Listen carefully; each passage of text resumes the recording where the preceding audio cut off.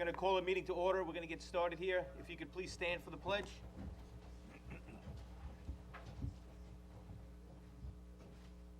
I pledge allegiance to the flag of the United States of America and to the republic for which it stands, one nation, under God, indivisible, with liberty and justice for all.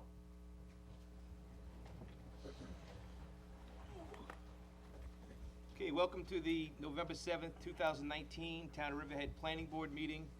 We have a fairly full agenda tonight. Before we get started with the discussion items, I see that there are some students in the audience, and I believe Mr. DeLuca, if you could just, maybe not just introduce your school and what class this is? Yeah, it's governmental code and regulation class, and it's from New State College, Okay, and all right. Wow, sounds very interesting. Welcome, students. Hope you find this interesting. You picked a good one. All right, the first item on the agenda tonight is a discussion item for a wellness center on Ostrander Avenue. Karen, that was yours, right? Hello? Hello? This is a site plan amendment. The building was under construction when it was determined that an addition was being added, so there was a stop work order, and there's some other changes as well. The amendment is for removal of an existing interior staircase and the addition of 143 square foot exterior enclosed staircase to the south side of the building for access to the basement and the second floor. To change the use of the second floor of the building from medical office to office, to add a below-grade propane tank of 1,000 gallons and a 6 by 12 foot concrete generator pad, to provide an irrigation well, and to reduce the landscaped area to the south, adjacent to a commercial use, to 5.4 feet from 10 feet, to reduce the landscaped area adjacent to the residential use from 30.7 feet to the north and 25.1 feet to the east, to 25 feet total for both those areas. To provide a stockade fence along the property line shared with the adjacent residential use, to provide additional landscaping in the transitional yard, to increase the parking provided to 37 spaces from 35 spaces, and move the curb cut slightly north several feet. This is in the shopping center zoning district at 1224 Ostrander Avenue. The original site plan required one TDR, and additional TDRs will be required for the increased square footage, fraction of a TDR. I had given the board an email with PDFs showing the elevations and the amended site plan. The original plan that was approved in 2016. The site plan really didn't address the transitional yard to residential uses in that it didn't show a fence and it didn't show any landscaping. They did receive a variance for a 25-foot transitional yard down from the 50-foot required for a building of this size. They also received a variance for a 10-foot landscaped area in the front yard. So one of the things I wanted to address with this amendment was showing additional screening in the transitional yard. And Mr. Mehta and I did go back and forth a bit by email before I wrote up this report. So to the south and west, there's a single-family residence. That's why a transitional yard is required. On I the did north one- side, Karen, isn't it? What's that? On the north side. Yes, correct. All right, the property is to the south and west of the single-family residence. The single-family residence is to the north and east. I did want to mention, I did have some conversations with the neighbor who owns the residence, and he had indicated there were some discussions with Mr. Met about putting in a PVC fence instead of the Yes, wooden and stockade fence. I'm fine with that. Okay, that's good. So, the planning board, I just wanted to touch base to determine if this could be an administrative site plan approval. I'm assuming that would be yes. And then, just to make sure that, you didn't feel like public hearing would be warranted in this case or not. Well, the building shape and look hasn't changed, right? The parking hasn't changed? The parking has increased by Well, they 2 increased stalls. it, but they actually needed less by changing the top floor, right? Correct. So if the planning board wants, we can do this as an administrative, approval without okay with public administrative. hearing. Just a question. Yeah. I noticed that you said the first floor is not gonna be used for medical, what's it gonna be used for? The first You wanted to floor. know what the, floor that's not going to be medical office will be used for. The first floor will be medical office, second floor is going to be corporate office just for the medical billing, for doing the billing. Okay, No. no, I just that in our report, it says this, the first floor will no longer be a medical office. No, first floor will be medical Second office, floor. second floor will be not. Okay. I'm sorry, Kiran. That's okay. Right, so correct, as you said, since one floor will no longer be medical office, the parking requirement is reduced from 35 stalls to 32 stalls. However, they're proposing 37 spaces, so it's actually increasing the amount of parking. So in order to fit that parking, they've expanded it north and south, so there's less landscaped area to the north and south. For the most part, changes don't appear to be problematic, because they're meeting the 25-foot transitional yard to the residence. However, it's a guideline that there'd be a 10-foot setback to parking, so they're going to be at 5.4 feet to the south. So I just wanted to make sure that's acceptable to the board. So is it gonna be screened with some plantings between the neighbor, or? Well, we'll get to that later. Right now, we're talking about the parking setback to the south, which is to the commercial use. Yeah. So,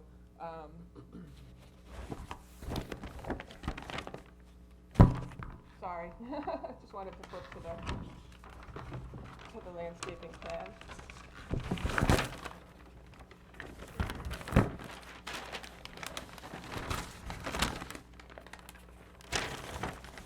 Can you flip that?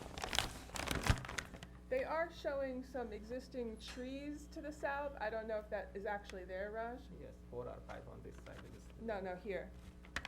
There are 2 or 3 this thing here.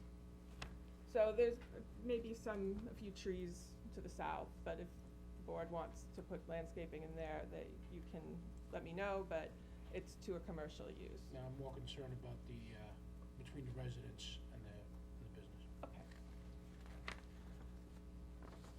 I did also note that, one parking stall was wider than it should be and one was narrower than it should be, so it looks like that could be corrected. So, one of the comments I had sent to, Mr. Mehta via email was that screening plantings need to be included for the entire 25-foot transitional yard area, including trees and shrubs. So they did put a line of arborvitae and cypress along the property line, and 5 trees.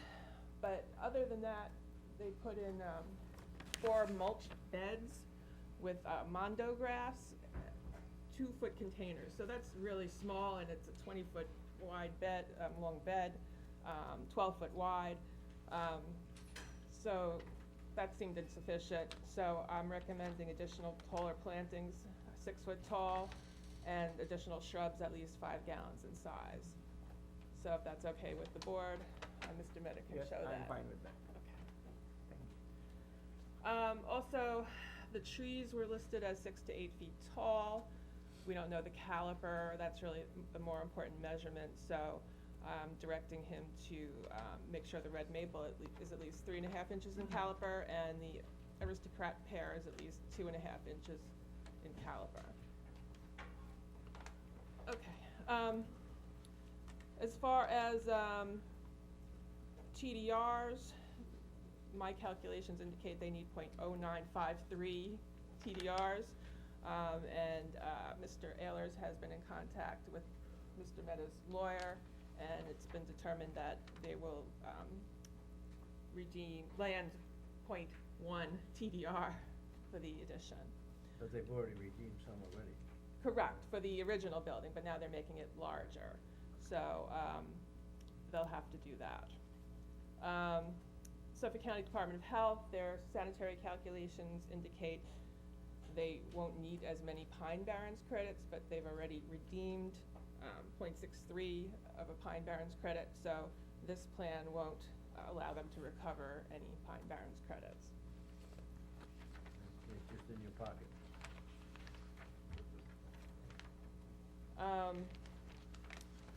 So the board was able to look at the, should have been able to look at the PDFs of the, all the elevations that show the, addition. I didn't think it was out of keeping with the building as it exists on the plan, so, unless the planning board has any objections to it, we'll move forward. The fire marshal did give some preliminary input on the below-grade propane tank and found it acceptable. However, they indicated to me they had to look into the generator pad approximately 1 foot from the building, and they would get back to me on that. I also referred the plans to the town engineer due to changes in the parking lot and the access, and I had some concerns about the grades at the northern portion of the site, particularly by the sidewalk. So, and the next door neighbor also had some concerns about the grades, so he's going to look at that. I also forwarded to the highway department in case they had any concerns. So that's basically it. So the underground propane, is that because of the National Grid issue? Yes, and there is no gas there. Oh, there is no gas anyway? It's like, and the National Grid is not giving new connection either. I asked Right. them to extend the gas line, but Okay. So you agree to all the recommendations that Karen made? yes. All right, so the board doesn't have any objections, Karen, to do an administrative. Okay, very good. As long as you indicate in there that Pine Barrens credits have to be okay. Not Pine This- Barrens. Pine Barrens, they TDRs. redeemed, TDs or. yeah, TDRs. They're gonna have to, land TDRs on the property, and that'll be a condition of signature of the Mylar. Mhm. Yes, I already required. Okay, Yep, thank you. you're welcome. Thank you so much. Thank you, Karen. You're welcome.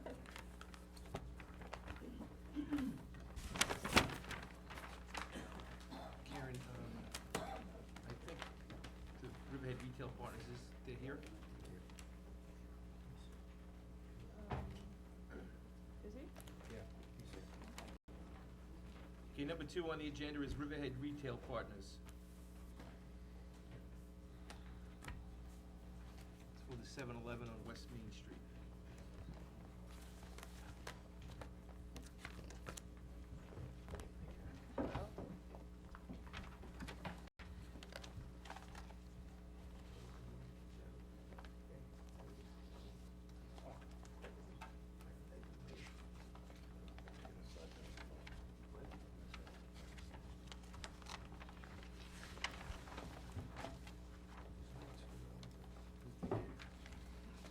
Just, I'm fine with it, I just wanna include in the resolution.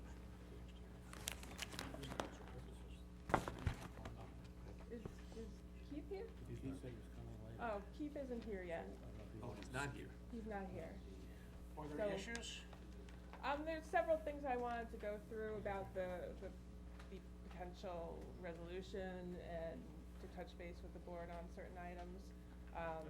It might be better to have it after the public hearing. I don't know, it's up to the board. Let's wait, we'll wait for him. All right, so we're gonna, go to number 3 on the agenda. Alahi Residence, Chapter 219.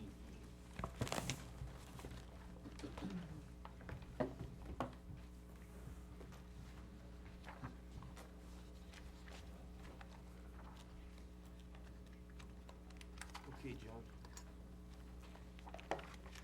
Right, so So the reason I put this on for discussion is just to let the board know that they did go to the ZBA on the 24th of October, and they were granted their relief from setbacks. So the resolution to approve the 219 is on for today, and the board can act on that.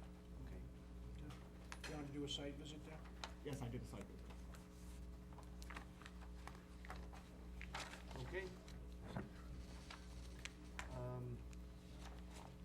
So that'll come up under resolutions. The next item on the agenda is number 4, and that's at 219 for Goodale residents.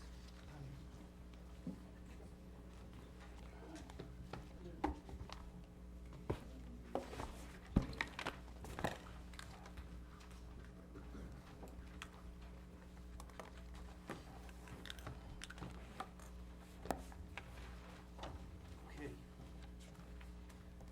Okay, so the planning department has received and reviewed a Chapter 219 coastal erosion hazard line permit application to renovate and raise an existing bungalow on a new pile foundation, construct a new sewage disposal system, and construct a second-story addition with gross floor area being 526 square feet. The Chapter 219 application is an unlisted action pursuant to SECRA. Coordinated review is optional and is not recommended. The staff recommend that planning board assume lead agency status and issue a negative declaration as erosion will be controlled and will require Suffolk County Department of Health Services approval for sanitary discharge. Regarding the project engineer, as per the applicant's design professional in a letter dated September 25th, 2019, the purpose of the project is to raise and upgrade an existing bungalow and upgrade an existing sanitary system. Access and staging of construction equipment, materials, and all machinery will be from Beach Way, a private right-of-way. All machinery and equipment needed to construct all proposed improvements will be stored either off-site or on the landward side of the existing bungalow and the subject lot. Erosion and silt control methods to prevent water quality impacts during construction will be on-site during the duration of the construction period and will consist of a project limiting fence and hay bales or silt fence along the limit of clearing, grading, and ground disturbance. Hey, John, you said upgraded septic. Is it cesspools or is it going to be a Leach field. leaching field? Okay, thank you. The site is developed on a quarter of an acre parcel with 770 square foot residential dwelling and a 42 square foot enclosed porch with an average elevation of 9.3 feet within the R8 40 zoning use district on the north side of Beachway in Bating Hollow. The application requires and has received a New York State DEC Tidal Wetlands permit. The Chapter 219 application and short environmental assessment form were completed and dated September 25th, 2019. In the letter dated October 10th, 2019, the town's consulting engineer had no objection taken to the proposed design and improvements, provided that the erosion and sediment control measures as described in the attachment are adhered to.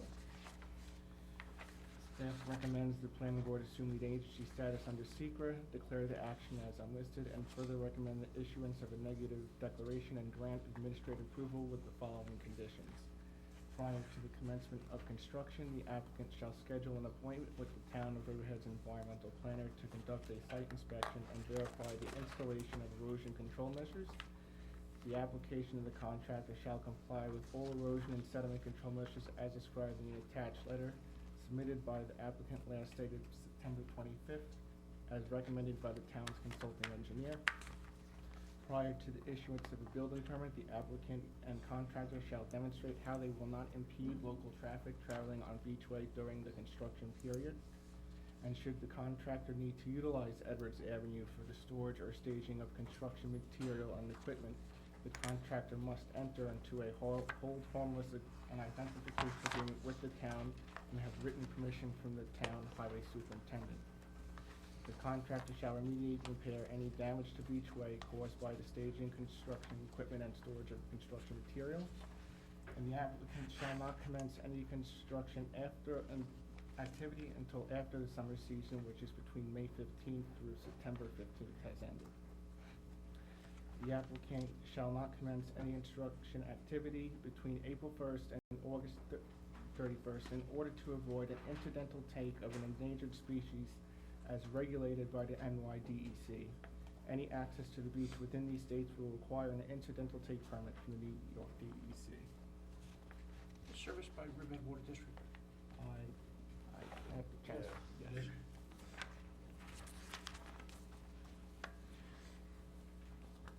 So, what's your anticipated construction timeframe? Between what months? If everything goes good right now, we wanted to probably raise the house, put it up and put it back down on the new pile at least, and then kinda see how the winter is, harsh or not, 'cause it's right on the water, so Yeah. we might do it or might not, but, either now, continuing on, or wait until March. Okay.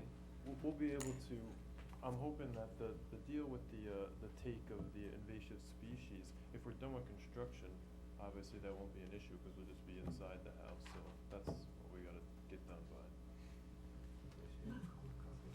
Any issue with the conditions that are listed? Nope, we can stay all on our own property for the containment of the whole construction. Okay. Where you getting the wood from? Okay. 84. You know, was a comment in there about the structure of the deck, and in that report, I think it was somebody's,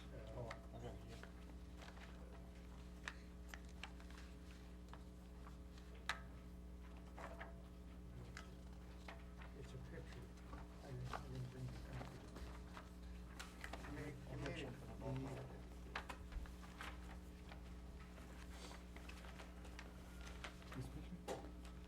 Yeah, that's it. And your comment in the paper, in the report about it, the structure is, not stable with those. No, they're just very corroded. Yeah, They're very corroded. is there any idea to give them to reinforce them or? Yeah, the whole thing's gonna be brand new, actually. A lot of the columns are been previously damaged by storms and they're leaning quite a bit, so that was kind of the start of the whole thing on raising the house to improve and restructure the piles. Okay. Are you gonna be able to get down on the beach to do that? Yeah, we have room between the easterly neighbor and us that there's a passageway enough for, it's really just done on a skid steer horizontal drill, so Okay. the house has to go up 8 feet first and then do all that. Okay, any other questions? All right, so we have it on for resolution for approval later. I mean, I don't think there's gonna be any issues, so if you wanna stay, you can, but I don't think it's necessary. All right, Thank you. thank you. Thank you. Thank you, Bill.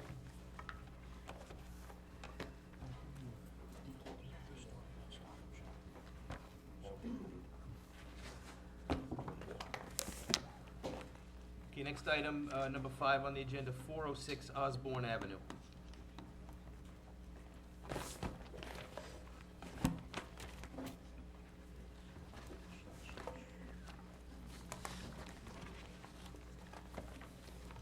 Are they here, Greg, or no?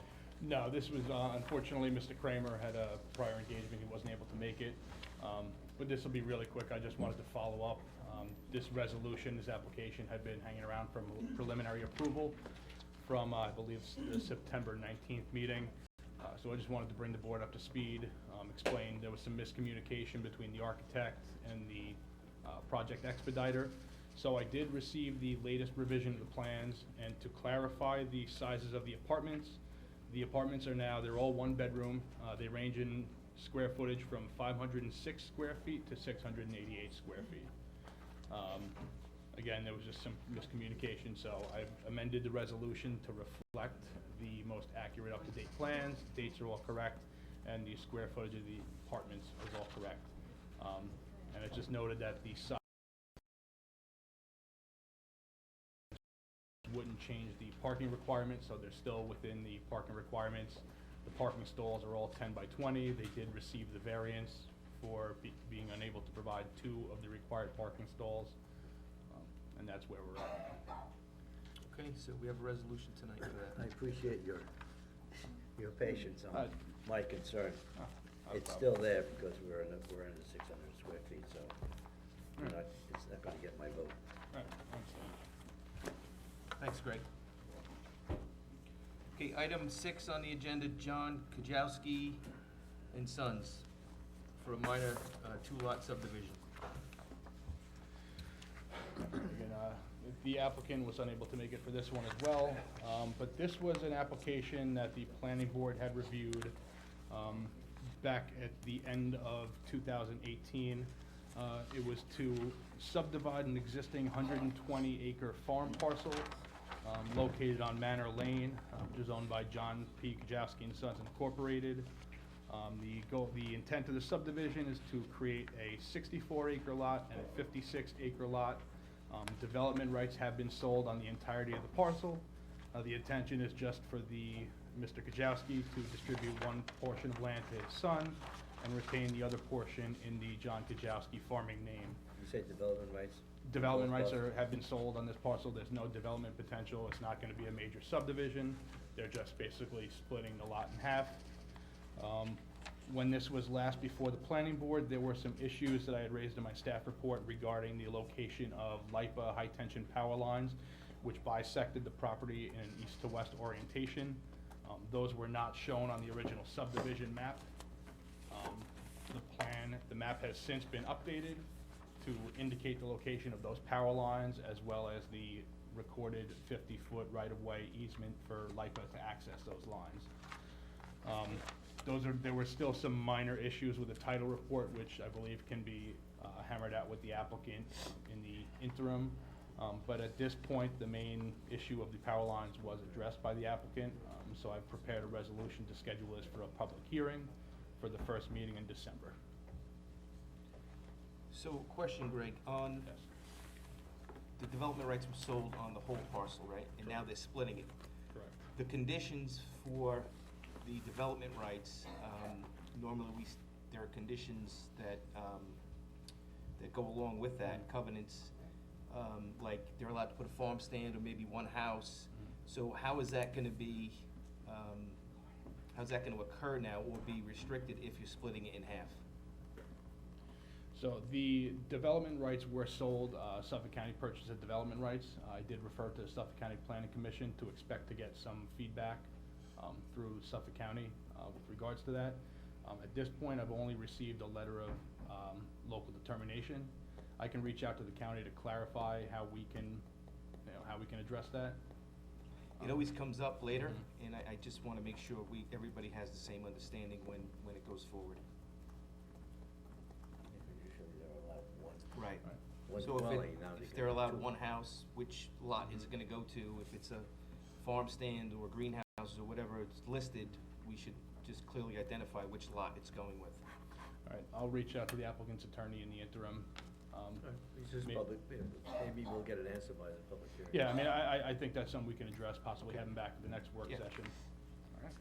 Well, I mean, it's just really a question to identify. I don't know that we need him here for a work session for that. One of them has a house, one lot. Huh? Yeah, there is an existing residence and, That's his residence, I believe. yeah, there is an existing residence and some barn structures on there, so.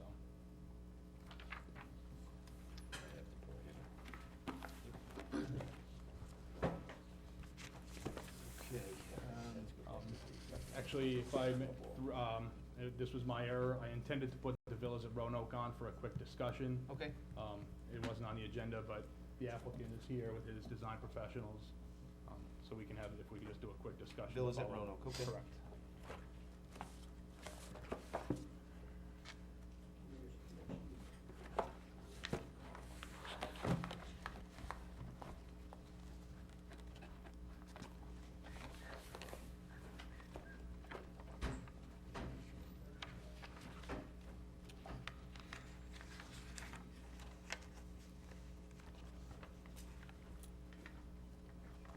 Karen?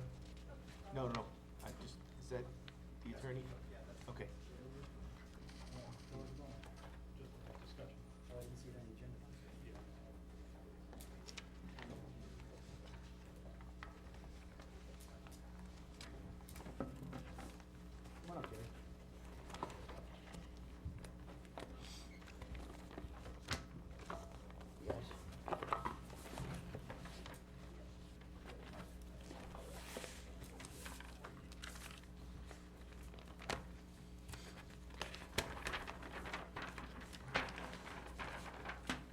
just a quick discussion to bring the board back up to speed as to where we are here.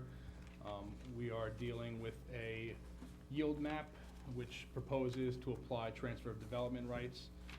It is an 11.1 acre parcel located on the south side of Sound Shore Road. It's split zoned between RA 40 and RA 80. The planning board, by resolution dated June 6th, had approved a 6-lot as-of-right development yield map. The applicants now provided a couple of maps. One of them showed 14 lots. There were initially some comments from the town's consulting engineer regarding the proposed drainage design.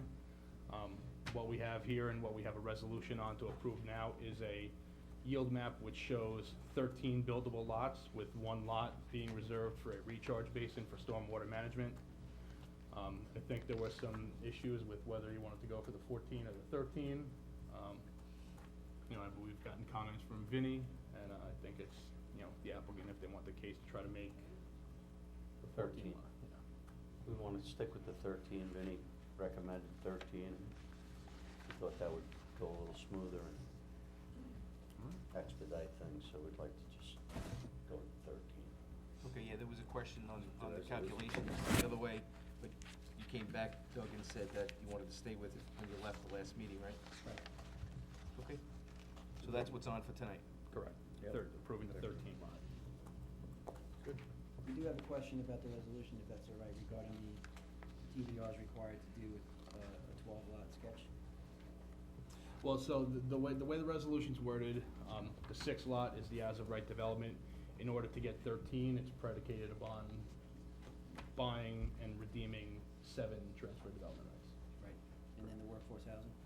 Well, the workforce housing. I mean, the affordable housing, sorry. Yeah, the affordable housing, I mean, any major subdivision that's proposing to maximize the development density is required to either set aside 10% of the lots as affordable or reduce the yield. Now, I mean, being that the development potential is 6 lots as of right, the Long Island Workforce Housing Act, I think, is a little, it makes applying the Workforce Housing Act a little tricky.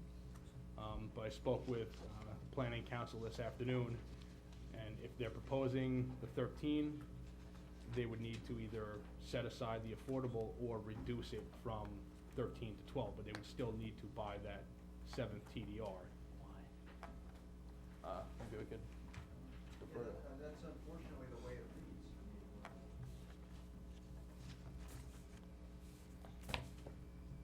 We didn't make I don't think the resolution actually makes a calculation. It leaves it up to the applicant whether they want to, at this point, make a decision to dedicate 10% to the workforce housing or have a reduction in yield. It doesn't do it to him, it gives him that opportunity.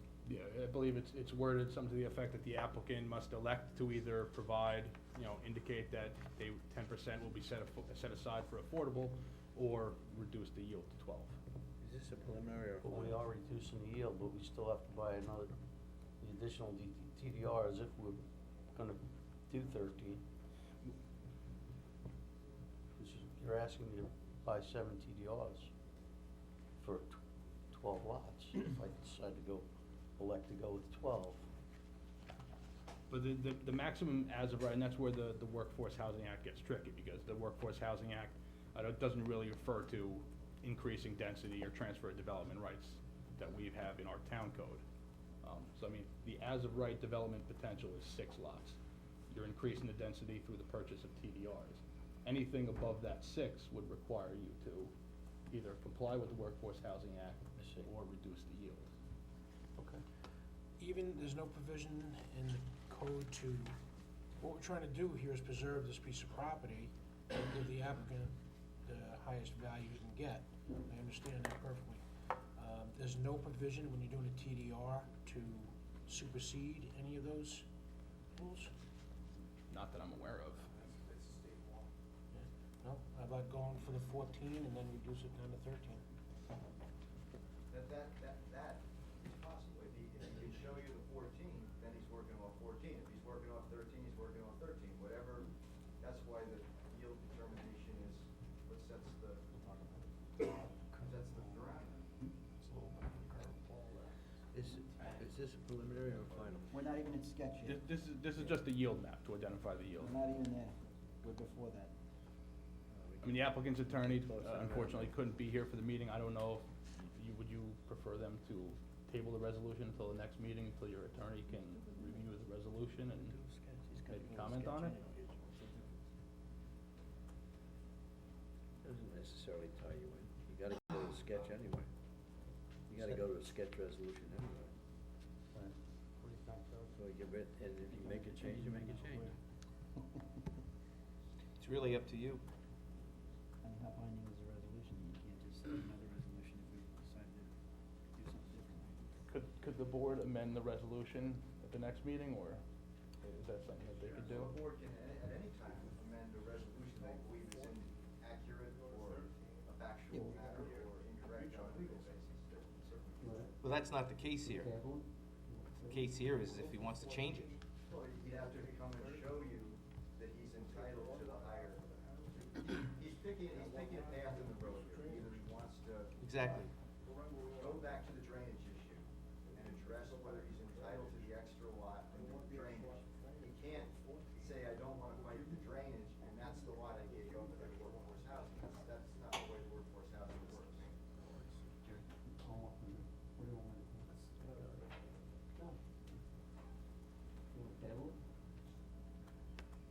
I think you can. I just think if you went from 14 and kick it back to 13, you can somehow work out the drainage, whether it's in the road, doesn't mean it's gonna be a recharge. It's not that big of an area that you would need a full recharge. So I think that would be open space that you could use for either recharge, extended in-road drainage, but you begin rid of the one lot, either if it went workforce housing or not, but you're reducing it from 14 to 13, and you got the space if you need it, which I don't think you'll need, but I'm not an engineer, but if you do, you have it. So you go right back to 13, I think, just 13. I don't think, we'll table it. I think you take the resolution and then we can. We'll just take amend the it. resolution, go above. Okay? Table? No, you want us to vote on it as is, Yeah. right? Okay. Yes, sir. Okay. Say we made a mistake. But we haven't discussed it. They still have to, do they still have to conform to workforce housing unit 13? Yeah, I mean, Okay. anything above 6, they're gonna have to, whether it's, if they went for the 14, Right. predicated Or upon 13. buying 8 TDRs and then go from there. 14 was reducing it to 13. You save a TDR. You save a TDR, right? We're not doing 13, we're reducing it to 12. We're doing this 13, That includes workforce housing. Tell you what, why don't you guys discuss this? Oh, And we're good. before we vote on a resolution, we ask for public comment, we'll let you come back up and let us know for sure. Okay? You guys wanna go in the hall and talk about it? Yeah, Okay, so you have a few minutes to work it out. Yeah. Okay? Thank you. You're welcome. Good idea. All right. Okay, we're gonna go back to item 2 on the agenda. That is Riverhead Retail Partners for the 7-Eleven on West Main Street.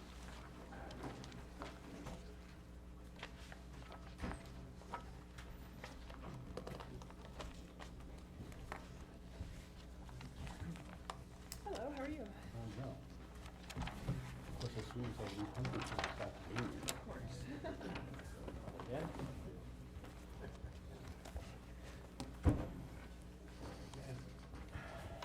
Okay. This is the proposed 7-Eleven convenience store at 243 through 245 West Main Street in Riverhead. I have prepared a draft resolution. I just wanted to, after I had prepared it and sent it out, I did notice that there was a mistake on page 6, in that A and B were things that are supposed to be done before final approval, and they're under the conditions of final approval. So those items would be moved forward in the resolution. I did add some things to the resolution, that I felt were pertinent. I don't know, I know I had spoken to the lawyer with the project, and he indicated, that there was another item that he would like to, change the timeline on. I had put in that prior to signature of the Mylar site plan, that acceptable proof shall be provided that the monitoring wells have been removed in accordance with New York State DEC abandonment procedures. Basically, DEC had made sure that a spill was remediated and monitoring wells were put in, and actually the applicant had provided me the spill closure letter back in May, and we had discussed it at the planning board meeting in June. I had asked where these monitoring wells were, but I don't know if the applicant has gotten that information at this point. They didn't have it earlier or yesterday. But in any event, I felt that that could certainly be changed if that was an issue to, prior to issuance of the building permit. So those were two things that I felt should be amended. I just wanted to check, and you know, sometimes my memory doesn't serve. I had provided the board with the elevation dated May 28th, 2019 in the past, and the board had indicated they were in favor of the elevations. I know at some point there had been a discussion about whether it be real brick. The board didn't want stamped brick veneer. I did notice that when I was writing up the resolution, it does say stone veneer and brick veneer. So I just wanted to make sure what the planning board wanted. You said brick, right? And you agreed to brick. Yeah. Okay, so then I would also add a condition that the elevation plan be amended to show real brick.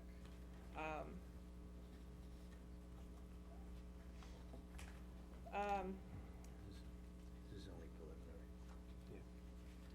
I also wanted to mention, I did speak to the applicant's attorney, and it was indicated that the HVAC and the refrigeration compressors are going to be on the roof of the building, so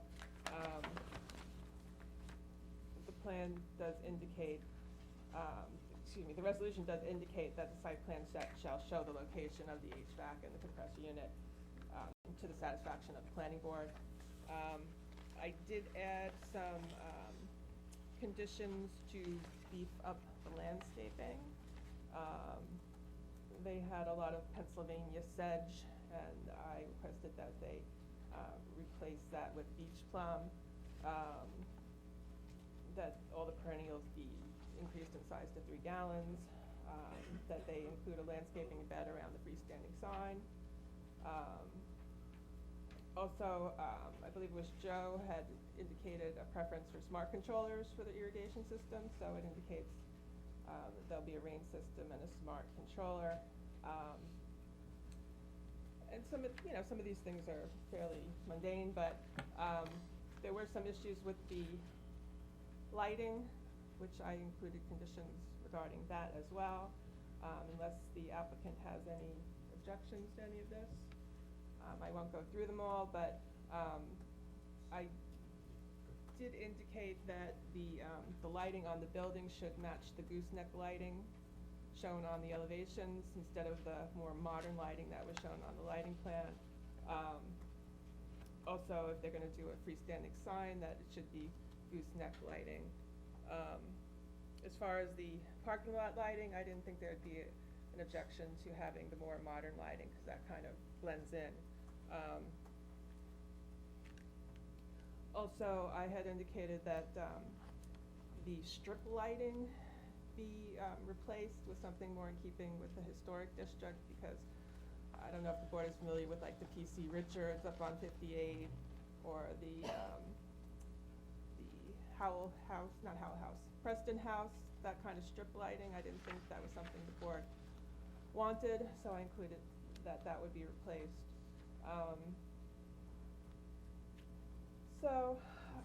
Floodlights around, Excuse me? floodlights. The floodlights, you're Oh. talking about the one on the utility pole?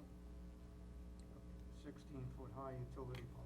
Right, there's two floodlights on the utility poles that were put in as part of there's a LIPA program. Apparently, if a property owner wants to have floodlights on the utility pole to light their property, they'll put them up.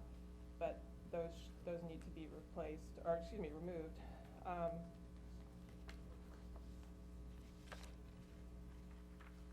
I also, the applicant's attorney had brought up, they wanna put in bollards as well along the front of the building, so, I don't think we're pressing for that. No. We don't, No? we- It's no. not No. okay, all right. I just wanted to make sure about that. And I know Ed had brought up something about the signage. Yeah, I was gonna, I'll tell you what I put in as number. I put in number 11 in on page 6. I put all exterior surfaces and signage will be of earth tones or pastel colors.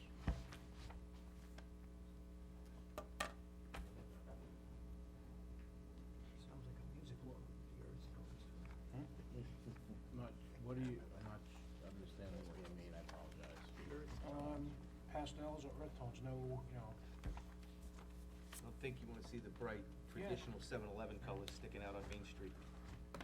So you're talking about on the building or on the monument sign? the sign and the building. So, okay, so you're talking about all the signage. And the building, yeah. Well, the building, they already have colors proposed. One of the things I did include in the resolution, that prior to the final approval, that they would submit color and material samples, but I was basing that on this elevation. Also, that, that material and color samples would be provided for the dumpster enclosure, because it's supposed to match the building facade. So I thought the board would wanna take a look at that before final approval. I'm more concerned about the, you know, the building and the sign itself and the dumpster. Well, But, I mean, we're proposing for the dumpster enclosure to be the same as the building, so whatever material sample we bring in for the building, it's gonna be the same. examples. We did. Oh, we had ordered. Right, but we're talking about the sign colors, that's really what we're Right, focused on. right, Well- right, you're talking about Well, the Ed had brought up the stripes. building as well, so that's why we were clarifying. Right now, the building is going to be the brick, the Earth red tones. brick. No, I'm not talking about the brick, that's Oh, fine. okay, I'm sorry. Talking about the orange and green, you Okay, know, and so the signage. yeah.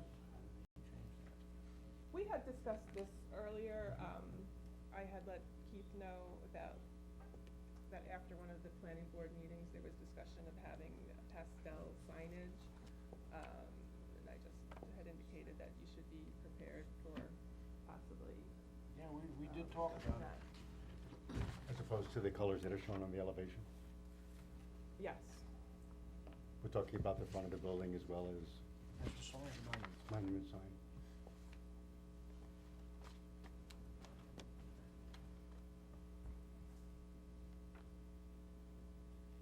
I mean, you might have 3 votes without it, but if you want my vote. No, I'm not, I'm just, that's something that, obviously, when we got this and we read it and we discussed it and we spoke to the client, everything was okay. I mean, we had a couple of things to tweak, such as the timing of a couple of things, which I think we worked out with council, but, Is that something that corporate? that's what I'm concerned about, Ed. It's not really my decision. I'm very amenable to everything you guys have wanted. I just don't know what, you know, I know we went from non-illuminated signs to signs with gooseneck and stuff, but they do have corporate, you know, colors, like, you know, Dunkin' has corporate, so I don't know if, I'm not sure what we can and can't do yet. I wasn't, you know, had I known about this, I would've, you know, dealt with it ahead of time, but Pretty this, sure we mentioned it a couple. but it wasn't, times. Ryan, I'm not saying it wasn't on, this was 8 pages of detailed stuff, it wasn't on here, so I didn't have a chance to well, I did wanna discuss it. check with, planning board, attorney that, the board did have jurisdiction over signage, cause I had never dealt with that before. And Ms. Ayers had indicated that if the planning board felt that was something they wanted to do, they could do it. But I just wanted to confirm before I added anything. So I think, you know, what we'd like to see toned down are all those bright orange, red, and green stripes. I think we could leave your 7-Eleven traditional emblem in the middle, since that's your trademark, but, you know, those stripes are really gonna stand out in the downtown district of Main Street, so that's what we're really looking to see if we can tone those down.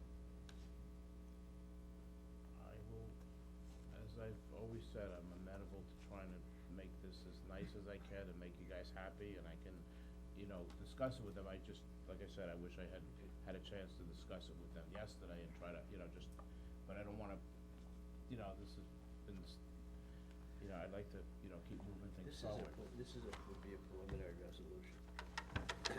You can put Ed's comments in there, and then you can move on. Between Let us now know and what's final. going on. Yeah. If you have to come back to us at a work session or something like that, we do it that way. Okay, thank you. Okay. Okay, so, Couple on these two. what's that? When you're done, I have a couple. Oh, yes, so just to confirm,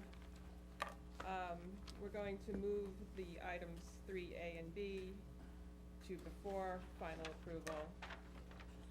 And, the stone and brick has to be real stone and brick, not a veneer. So I'll add that as well. And we're gonna move the monitoring wells to prior to the issuance of a building permit. That's an issue. Yeah. Oh. That was gonna be done during demolition construction, we weren't gonna, cause we don't even have the right to go on the site. I don't even know if they exist. We don't, So we don't know, know, so we don't we're title going the to do property that yet. as part of the scraping and the demolition and not go there twice, so that, Well, you get the demolition permit before the building permit. So, this was my thought, when you're getting the demolition permit, you're gonna be on parts of the site that are already disturbed. I would think the monitoring wells are not gonna be in that area. So I'm actually moving it back. It would be, the building permit would be after the demolition permit. I can't get the building permit, I thought, I mean, again, this, you know, municipality might be different, normally you get a building permit because that's what will trigger me the ability to close and the bank to fund, and then usually after that, we file for the demo permit. We don't usually file for the demo permit until we have a building permit. Or at We're least not we gonna don't demo pull the the building building until we. Simultaneously. Right, Well, so. you can get a demo permit sometimes, well, What's the before issue- your building permit. What's the issue with abandoning the wells if they have to be done regardless? It's just timing, there's no issue with doing it. It would be it's a matter- doing it twice, cause the abandonment Right. procedure is either to remove them or to backfill them with clean material.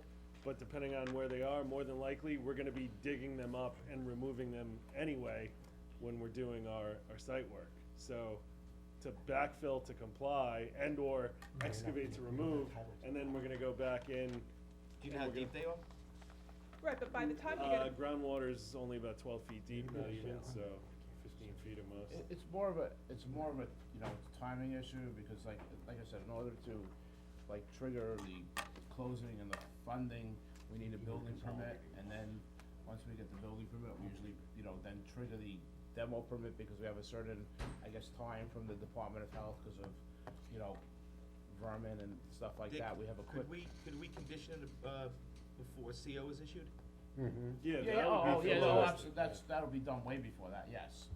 Cause Yes. the other element is, I'm not even sure they exist. We can't locate them on the site, the surveyor couldn't locate them on site, so unless they're inside the building, if it was a lift issue or something, we Well, don't even know where they are. I don't know whether somebody else had removed them already or not. Well, they're gonna have to- All I'm asking for is proof that they were abandoned properly. But Before C of O. if someone removed them and didn't document it properly, we're not gonna be able to provide that proof. Well, there has to be a plan somewhere that showed where they were. If it was an active remediation site, there has to be a document somewhere. If the owner doesn't have it, the state should have it. DEC or Health Department?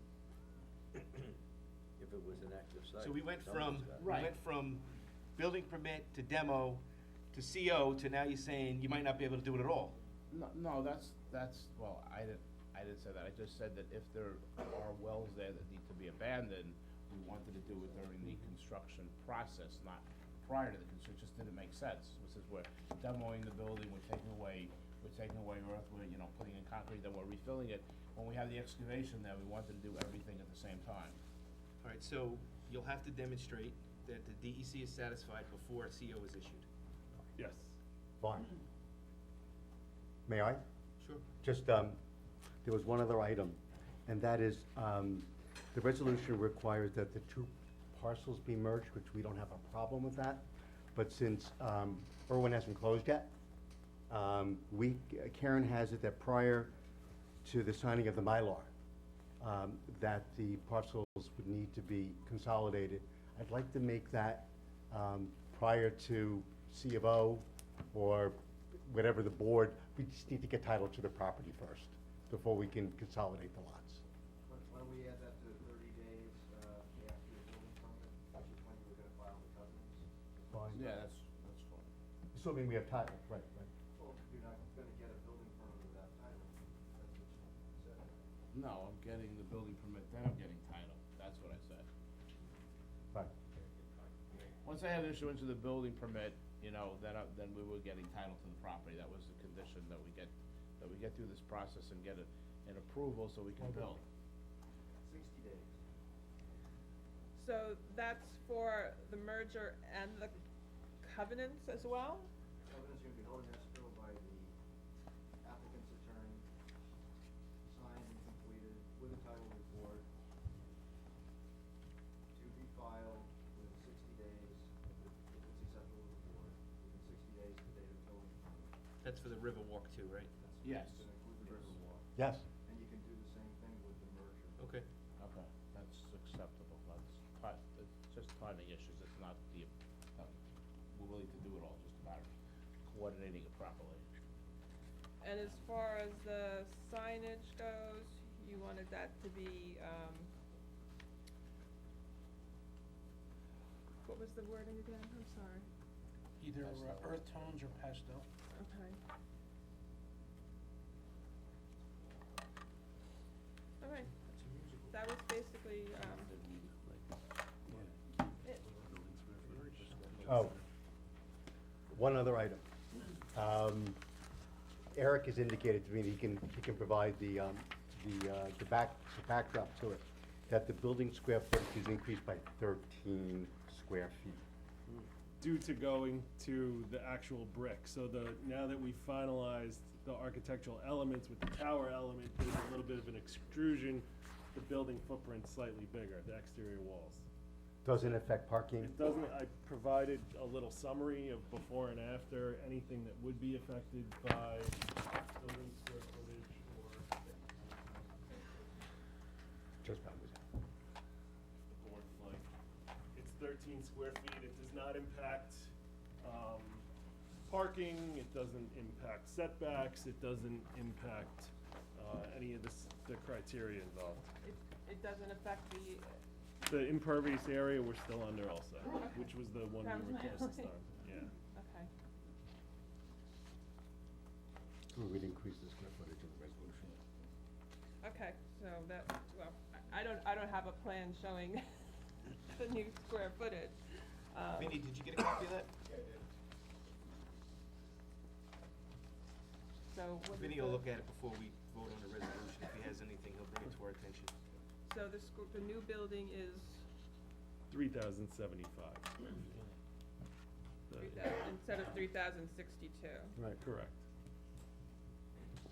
Okay. We didn't add any interior square footage, right? No. No, it was nothing, it was just the exterior to The accomplish extrusions. what, you know, So What we wanted. Right, so, yeah, it was just, I guess when he finally had them do it, to submit the building permits, it came out a little bit larger. So I'll just add something that they have to update Right, the just zoning use it. table. Okay? We're there? We're there. I think we're there. We're there. Okay. We're there. Thank you. Thank you.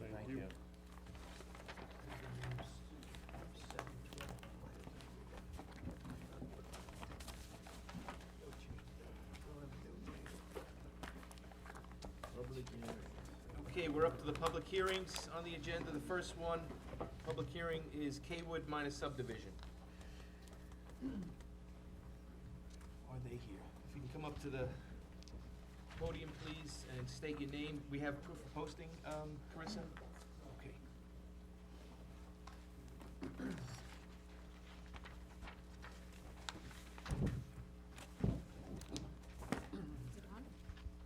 Is it on? Okay, good. My name's Amy DeVito. I'm with Woodhull Expediting with offices at 1030 Main Street in Port Jefferson, New York. I'm here for the applicant. We're proposing to split the subject parcel into 2 lots, both about 49,000 square feet. We went to Zoning Board of Appeals recently and were granted. We needed lot area variances since we're in the RB 80 district, or zone rather. I received the staff recommendations from Mr. Bergman, which I believe we went over in work session last. We're agreeable to all of them. There was just one minor, not issue, but change that we were requesting, which was to maintain the 2 driveway access off of Route 25 instead of the common access. In preliminary discussion with DOT, this was acceptable when we did kind of like a pre-sub with them. Additionally, we have a Suffolk County Health Department application in for the subdivision, and we are near approval on that. We just have to make one more resubmission to them. We will be proceeding with DOT as soon as we get the hopeful go-ahead from your board. And that was it. I welcome any questions the board may have. So you're creating 2 residential parcels, is that That's correct. 2 single-family dwellings. And did you say it's gonna be, the driveways are gonna be adjacent, or they're gonna be separate? They are going to be separate, both fronting on Route 25. And DOT is happy with that? Yes, DOT in preliminary discussion said that they Alright. would accept that plan. Okay, any other questions? Any questions from the public on this public hearing? Anyone from the public? All right. Make a motion that we close the public hearing for Kaywood minor subdivision. So moved. Second. Okay, motion made and seconded to close the public hearing for Kaywood minor subdivision. All in favor? Aye. Aye. Opposed? Public hearing is closed. Thank you. Thank you. Good night. The second public hearing on the agenda is for 498 Main Road, convert an existing 2-story, single-family residence into an office. We have the proof of posting for this? Okay. Good evening, Martin Senlewski, architect for the applicant. The only things I wanted to note is that per our previous meeting at the work session, the 2 items that we're revising on the plan that we will submit after tonight's meeting, if there were no other requests for any revisions, would be to add the sidewalk for the handicapped accessibility to the back building, as opposed to going over the gravel parking area. And we're gonna note that the existing chicken coop that's there for historic reasons is gonna remain and be refurbished. Just as a note of where we stand, we actually have received Suffolk County Health Department approval for the sanitary system. That permit is issued and in hand. And we completed the Part 2 review with New York State DOT to their satisfaction. That was emailed to them. And we expect them to send us the preliminary permit, at which point we'd have to give them the contractor's insurance and the bond to secure the DOT permit for the improvement on the roadway for the curb cut. So those are the only 2 remaining permits we would need. One's in hand. We expect one shortly. We'd just like to move on to a site plan approval and eventual building permit to do the conversion. That's all we have. Okay, but can you explain exactly what's happening here for the record and the public? Oh, sure, What you're absolutely. proposing to do and a little history? Absolutely. This parcel is a existing residential parcel that is across from Aquabog School.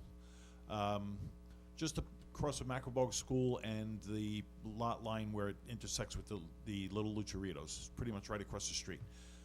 Directly west of the office complex that's there, that's been there for quite a while.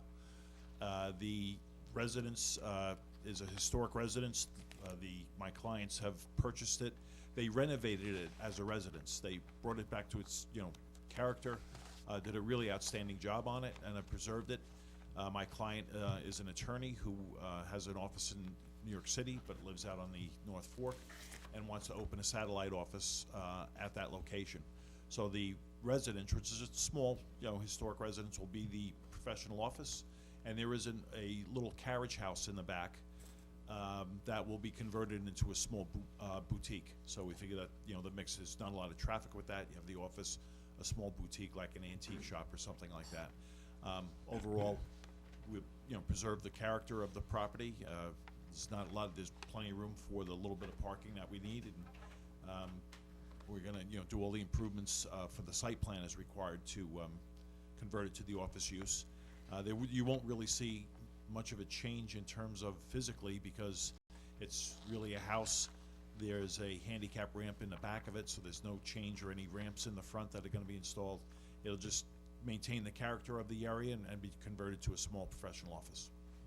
I drove by to take a look at it, and they did an outstanding job there. They went the extra mile, spent the money and did the right job.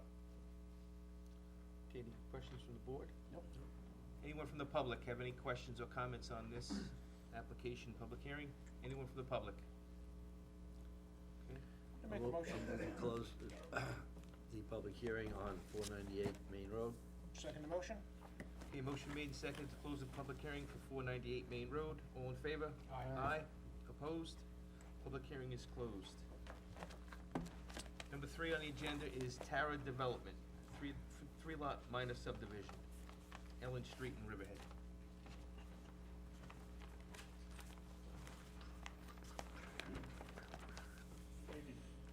Howard Young, the applicant and the land surveyor. Mr. Cuddy was unable to make it tonight and asked me if I would sit in. So if you have any questions of me, I'll be available. Howard, can you explain what the project is, so the public knows what's going on?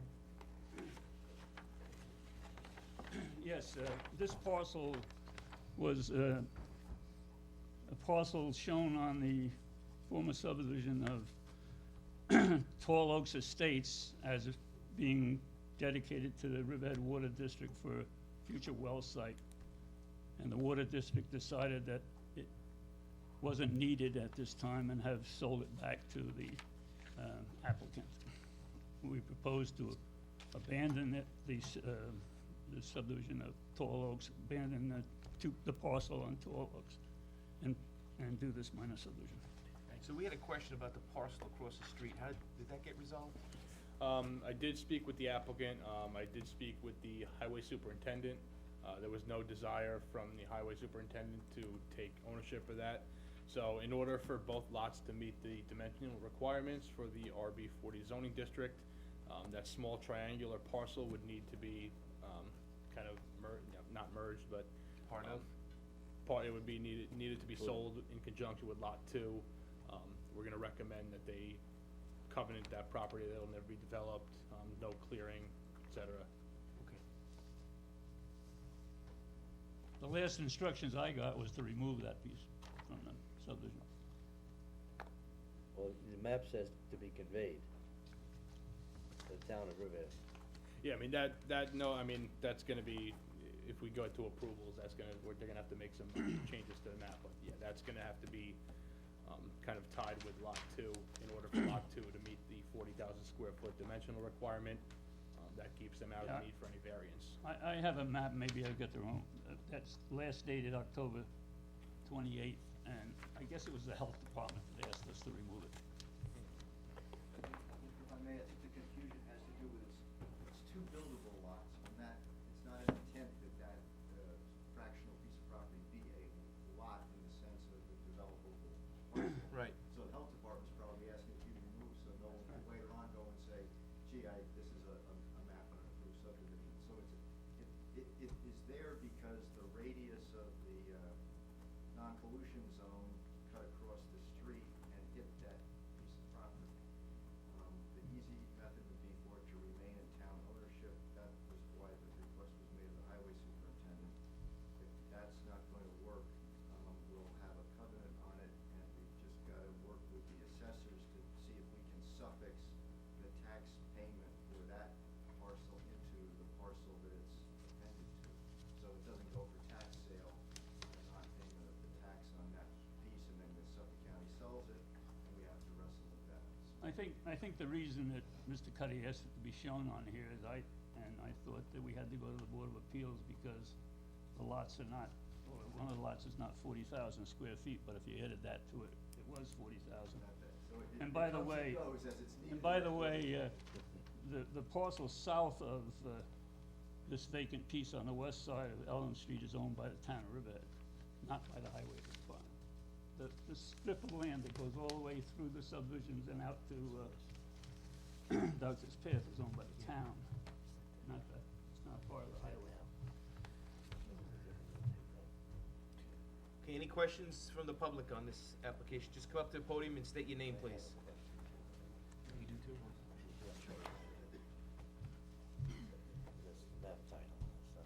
My name is Karen Leslie. I live on Ellen Street. This is not my area of expertise, but the letter that I got talked about this, what was confusing me, a 2-lot subdivision. Your agenda talks about a 3 minor lot subdivision. And it seems to me, I talked to Mr. Bergman, and he explained somewhat what was going on. The zoning use district, RB40, needs 40,000 square feet for a division of a 2-acre lot.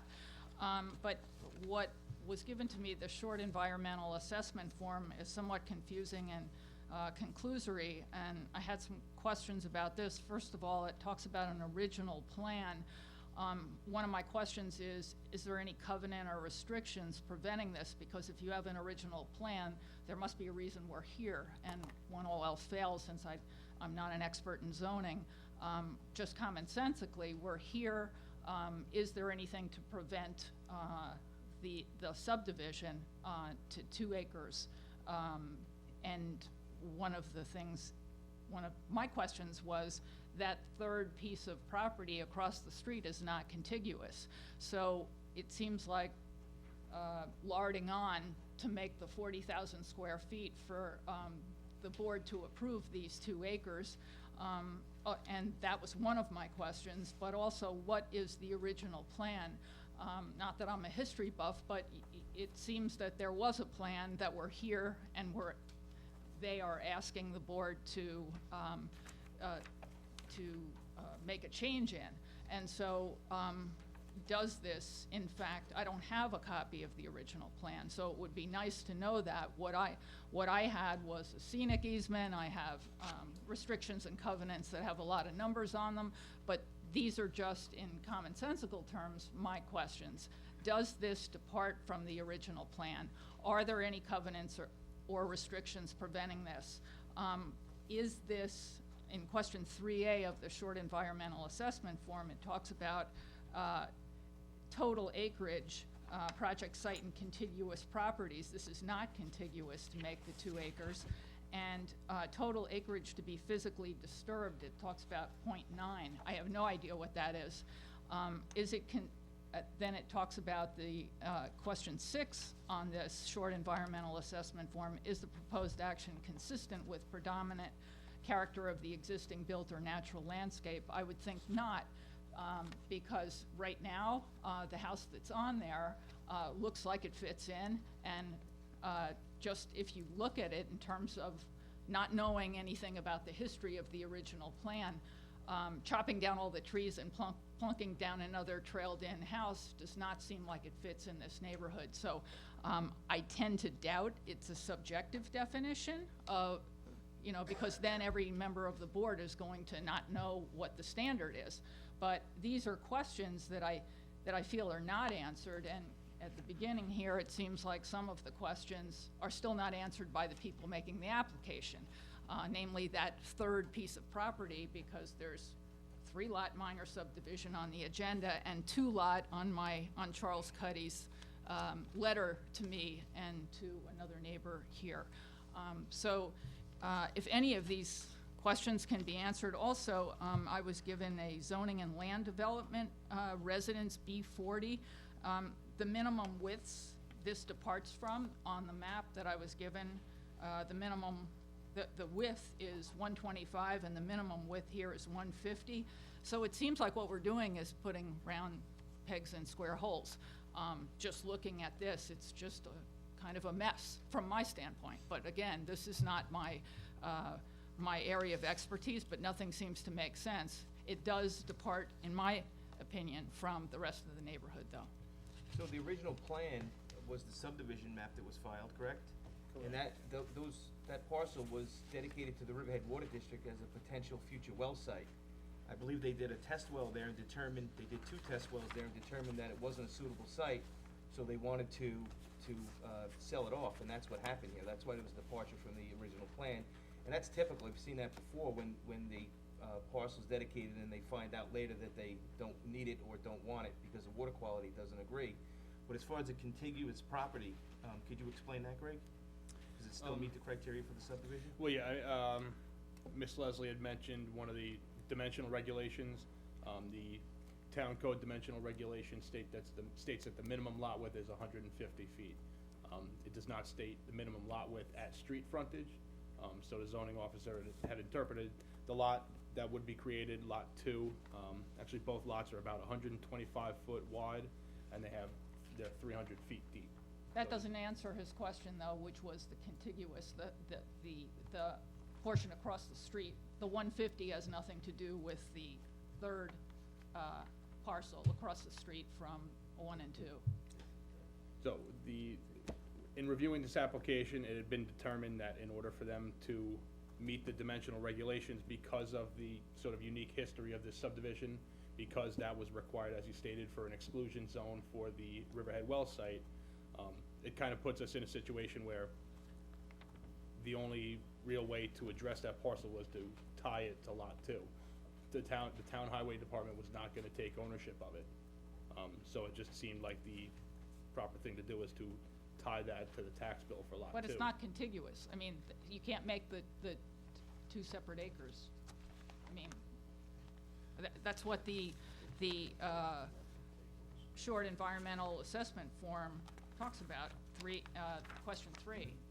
You need it, to my reading, contiguous. Otherwise, it doesn't make sense. You could always have less than 40,000 square feet, unless you added part of New York City on, or whatever you want to do, but that has nothing to do with across the street. I mean, Does this board, Dick, have the authority to make that determination? I have a suggestion. Mr. Cuddy's not here. Perhaps the board should hear the testimony from the public and then perhaps hold the hearing open to the next meeting and the comments that are made. You know, the woman has made some points that need to be considered and looked into, and I think it would be better to, instead of make off-the-cuff comments, to adjourn the hearing to the next day and have them reviewed.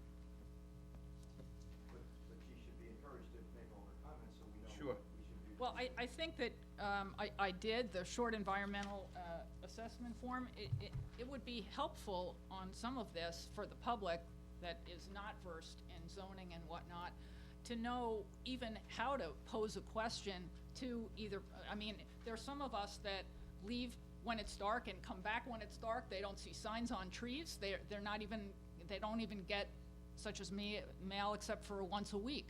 So to be a little more user-friendly to those in the public that might be impacted might be helpful. I know that this is probably the process from time immemorial, but even getting to the planning board to ask questions, you know, you have to have a degree in zoning to ask questions half the time. I'm just trying to look at this and some of the paperwork I got, so I think I've posed the questions that I think are relevant. My neighbor is, Mr. Candela is here, so he may have some too, but thank you for your time. Thank you. Anyone else from the public?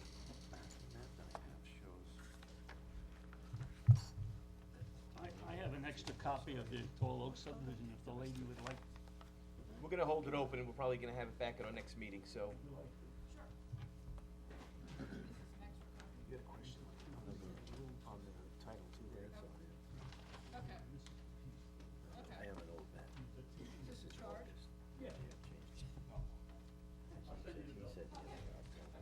Okay. Good evening, gentlemen and residents of Riverhead. I have nothing to say, nothing to add other than Your name for the record, please? Peter Candela, 131 Ellen Street. Yeah, nothing else to add other than what Miss Leslie So you really like did the- her homework, you- so. You'd like the answers to those questions as well? Yes, and I'd like the agenda to be Table. modified, and my letter too, because the letter says 2-lot, agenda says 3-lot, so that's all. Okay, thank you. Howard, one quick question. I have an old map from August which says Vinewood. Does your present map you said was October? I couldn't hear you, Phil. Okay. The map that you said, the latest map is October? Is that labeled Tara? The title on the The map. title that- on the map. The title. It's Pardon? Vinwood? Inwood. So why do we list it as Tara? That's what the application originally came in under, was Tara Development Minor Subdivision. We've never changed the name on the subdivision, Okay. So maybe we have to change the I name think on it. Tara was the original name. and we've never called then it 3 this- lots. That, the thing between 3 lots and 2 lots, I mean, I could have been clearer, and that, I apologize for that, but the intention of this subdivision is to create 2 buildable lots. It does involve, it involves a lot across the street. It doesn't involve a lot across the Well, street, and it involves a a parcel parcel. of land across the street. It involves a parcel across the street, and I didn't really know how to reconcile And I that. explained why Correct. we showed that. I for the understand, yes, benefit of I understand that. Thank you. All right, thank you. Anybody else from the public? My name is Arthur Rast. I live at 82 Elm Street, Riverhead, New York. So I'm basically the property just south of the easement that's next to this property. I have a little bit of experience about zoning regulations since I kind of work in the industry. And personally, we have no objection to this subdivision. I mean, even if there's an existing house that's on this lot already, even if you subdivide it, in my personal opinion, the extra lot you'd be making anyway, it's kind of questionable in my opinion whether or not you could really build you could build something on there, but to the effect of really being able to sell it, I don't really see that being a thing. So, even if you subdivide this, I don't see there being a major impact in terms of from where I'm living right now. And I also understand that lot that's across the street, that smaller third lot, it's not really a factor in my opinion, just because of the fact that yes, you're using it to sort of create this, these 2 different lots, but I already know that's not going to really be buildable anyway. So again, bottom line is it doesn't really affect me in terms of the future, and we're okay with it. And you're immediately to the south of it? So we're south of the town easement, the town property, in which this is to the north of. So we're effectively right there. There is a town easement that's sort of separating this lot from us, but it's close enough. It's basically right there. The easement's maybe 20, 30 feet wide at the most. But yeah, we have no objections. Okay. Personally. Thank you. Anyone else? All right, so let's, Move we table the resolution? well, We table public it. hearing. We'll leave it open. Public hearing open. Second motion. Okay, motion made and seconded to hold open the public hearing. All in favor? Aye. Opposed? Okay, the public hearing will remain open, and we'll bring up those questions at our next meeting when the attorney's available. Thank you. Next public hearing, the 4th one on the agenda, Holly Estates, 3-lot minor subdivision, Walker Road.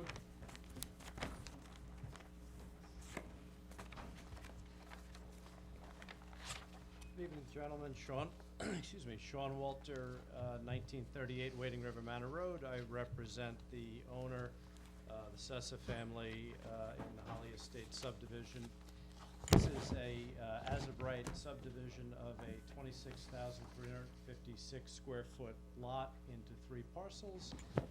One parcel being 80,194 square feet, the second being 80,084 square feet, and the third being 83,016 square feet. Property is known as 5314 New York State Route 25A, Calverton, Suffolk County Tax Map Number. Look at that. Somebody must have called me while I was writing my notes. 0600 76.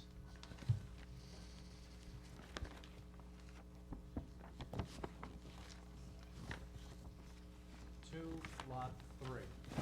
There is an existing house on the front lot. This application has been before the board on 2 different occasions, but as I said, this is an as-of-right subdivision, and it meets all aspects of the Riverhead Town Code. I don't know that I could add any more. Okay, any questions from the board? Anyone from the public? Any questions or comments from the public? Holly Estates. All right.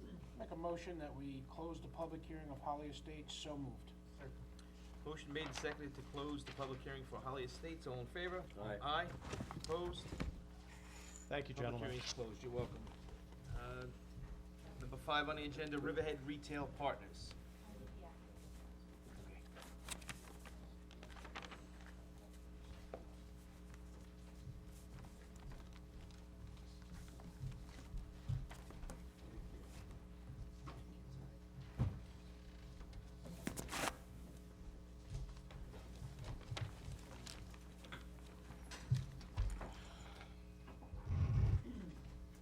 Good evening, Mr. Chairman and members of the board. My name is Keith Archer of Harris, Bloom and Archer, 445 Broad Hollow Road, Melville, New York, representing the applicant in connection with this request for site plan approval for a 3,075 square foot 7-Eleven convenience store on the property known as 245 West Main Street here in Riverhead, which is on the south side of Main Street, just east of Osborne Avenue. Used to be it was formerly a auto repair facility, to my knowledge.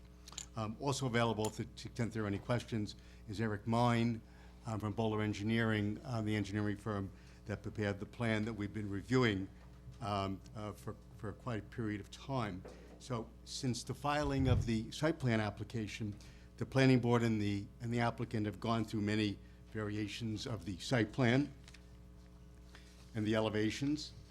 Since this property is in an historic district and is adjacent to the Peconic River, our goal was to select a location, a site location, and building elevations that satisfy the needs of the applicant, as well as keeping with the character of the area and in accordance with the DEC regulations.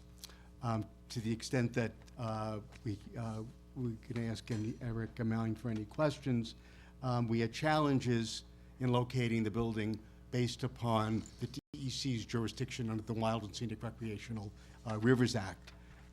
We recently received approval from the Zoning Board of Appeals for a minor setback from the now county-owned property that is directly to the west.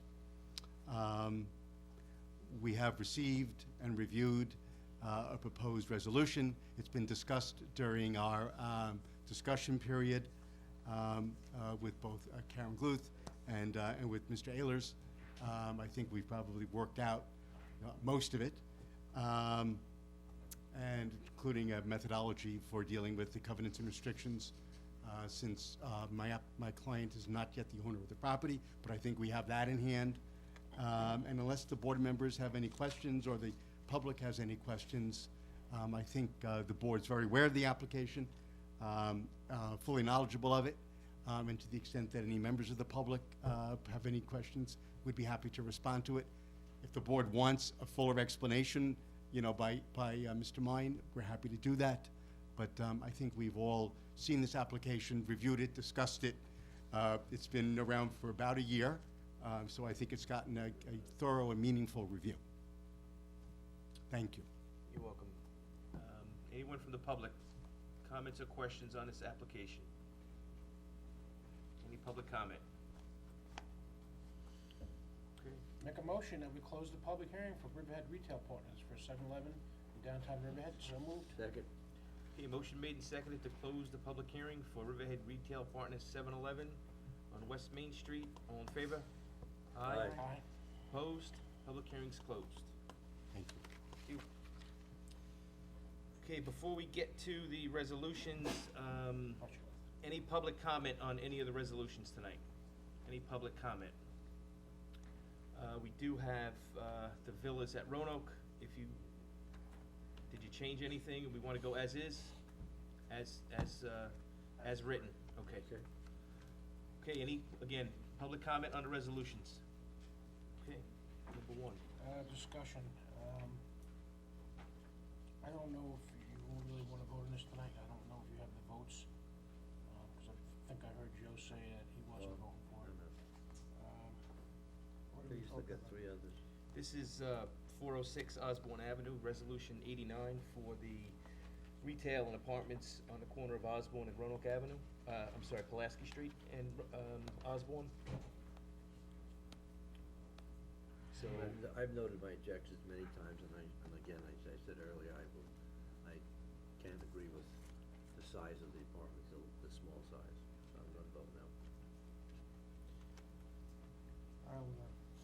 I'll agree with Joe. what are you gonna do? I don't have a problem with the size of the apartments. I think there's a certain need for that in most towns. My objection with it is, well, it's very intense, but it's allowed by code, so I can kind of get over that. But I really don't like the design of the building. It doesn't incorporate any of the Polish Town heritage beside this sign. And I don't really find the building attractive, and I think I want to stop approving projects that don't look good in the town of Riverhead. The apartment size doesn't bother me at all. I know there's a need for that size apartment. Well, my objection is not necessarily the size, it's the minimum size. My request would be to keep 6 apartments, but move it from 500 to 600. Move it 601, the smallest apartment, that's all. Yeah. And they can do that by moving the others around too. It's not that difficult. Greg, did you have any communications with the applicant on the way the resolution's written right now, recently? The applicant is aware of the resolution in its current form. As I stated, I had asked for a letter because I knew Mr. Kramer wasn't available for the meeting, but he did kind of allude to the fact that there were some reasons that they had to shift the apartment sizes around due to natural sunlight. I can't really get into details of it. Unfortunately, he didn't provide me that letter. I feel like that could have clarified some of these issues. But the applicant is aware of the resolution in its current state. But I would also state that in one of their preliminary submissions, they did have the minimum size of 600, but now they I mean, changed it this back to resolution is already on the table. I might make a recommendation that we leave it there until the next meeting. Maybe some of Joe's issues can get answered, or Dick's. I just don't think there's any sense to move this resolution off the table tonight. Okay, so we'll leave it on the table. We will not vote on it tonight. Okay. Greg, I think you heard some of the concerns, so maybe you could share that with the applicant. I came in at the tail end, but I'll look at the minutes and I'll And relay. maybe we'll bring them back at another work session. Right. Okay? Resolution number 2, 98 actually. Gregarious Restaurant and 639 Sound Avenue. Resolution for approval of a preliminary site plan application by Nightland. Property of Business CR, zoning district, construct a seasonal 1,600 square feet, 40 by 40 addition to include 88 seats on the west side of Gregarious Restaurant and the existing shops at East Wind, Nightland Village. Second. Okay, motion made and seconded to approve resolution 98 for Ruggiero's Restaurant at East Wind. All in favor? Aye. Aye. Opposed? Resolution is approved. Resolution 101. I move resolution 101, it's a coastal erosion permit for Nancy Goodall residence. Second motion. A motion made and seconded to approve resolution 101 for a chapter 219 for Goodale residence. All in favor? Aye. Opposed? Resolution is approved. 102. I'll move resolution 102, which is again chapter 219 coastal erosion permit for the Elijah residence on Creek Road and Wading River. Second motion. Motion made and seconded to approve resolution 102 for chapter 219 for Elahi residence. All in favor? Aye. Opposed? Resolution is approved. Move resolution number 103 for the Riverhead Retail Partners. So moved. As amended. As amended, amended. yes. Second. Okay, motion made and seconded to approve resolution 103 3 for Riverhead Retail Partners as amended. All in favor? Aye. Opposed? Resolution is approved. 104 Central Square, Wading River. Set a public hearing for the preliminary site plan application for construction of 52,000 square feet covered shopping center with a gross floor area of 49,107.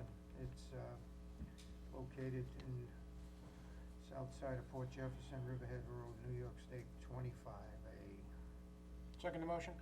Okay, motion made and seconded to approve Resolution 104, schedule a public hearing for Central Square at Wading River. All in favor?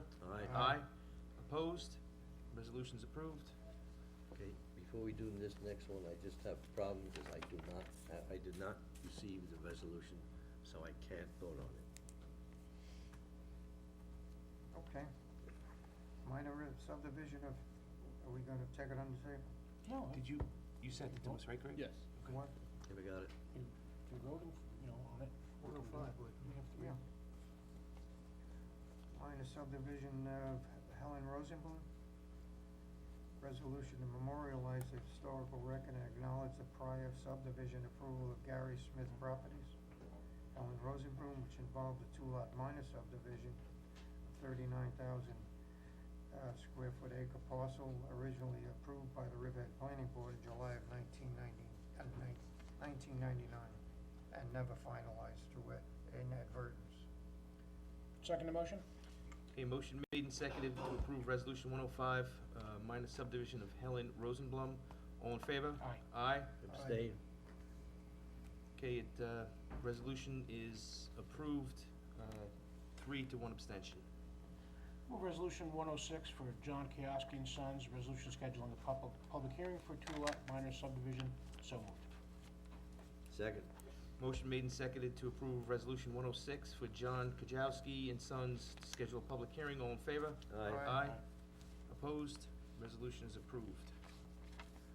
Move resolution number 107, the Villas at Roanoke LLC, approving a yield map. So moved. Second. Motion made and seconded to approve Resolution 107, Villas at Roanoke for a yield map. All in favor? Aye. Opposed? Resolution is approved. 108, resolution number 108, Barclay, Ireland, resolution to classify the action pursuant to SECR requesting lead agency status and coordinate review for amended site plan application of Barclay, Ireland. Before a seconded discussion, did we receive the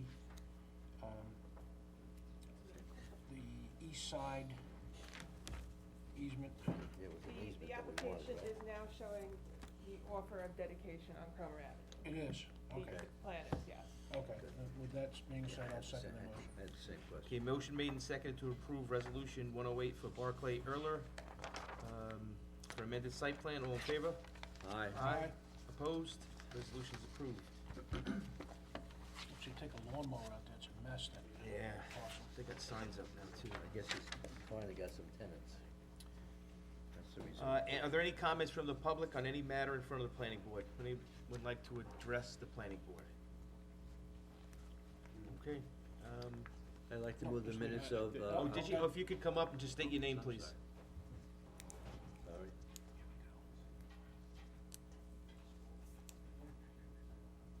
Good evening, gentlemen. My name's Agnes Giordano. I live in Glenwood Village, 1661 Old Country Road.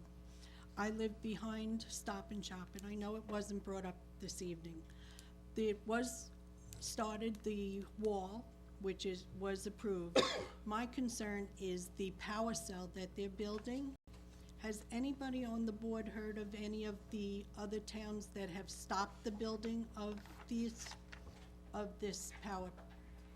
Okay, I have here from the Newsday where Medford has stopped the building of one due to the environmental impact that it makes as far as the carbon monoxide. And with the fumes from the truck and the additional now carbon monoxide, I feel that the air quality is not going to be very, very good. I do have a copy here, if anybody would like to see it, of the article. Sure, if you want to give them to the clerk, sure. So the wall's been started? The wall has been started. Good. Okay, which will help. My other question in regard to the wall is delivery of the merchandise going to be extended, the evening hours? Because the other night, since they started the wall, we've had trucks come in at 10 o'clock at night, and on Tuesday night at 10 to 11 at night. I just want to make sure that it's still going to be regulated to stop at 8 o'clock at night. We didn't make any changes to allow them more time. Okay, so it will be continued stopping at 8 o'clock. Right, but if there's an issue and it's being violated, you really need to call the town, because we really don't, we don't do enforcement. Right. I mean, thank you for bringing it to our attention, but you have to call code enforcement. Okay, because I did call Stop and Shop the other evening. They did go out and refuse the delivery, but they didn't even know if it was going to Okay. be extended. So. It's not. Okay. Thank you. All right. Thank you. Thank you very much. Anyone else from the public? Okay, I'll move the minutes of October 17th. Second the motion? A motion made and seconded to approve the minutes from October 17th, 2019. All in favor? Aye. Aye. Opposed? Minutes are approved. Next meeting is November 21st at 3 PM. Motion to adjourn. So moved. Thank you. Have a nice weekend, everybody, I guess.